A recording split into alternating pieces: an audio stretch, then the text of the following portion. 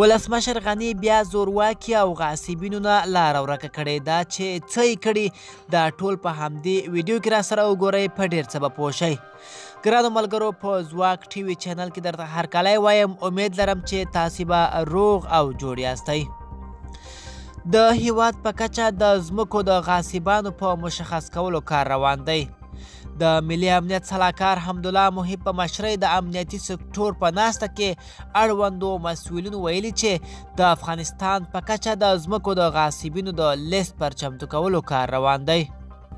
همداراز یاده ناسته کې ټینګار شوی دی چې د ملکیتونو د ثبت او راجستر لړۍ دې هم چټکه شي.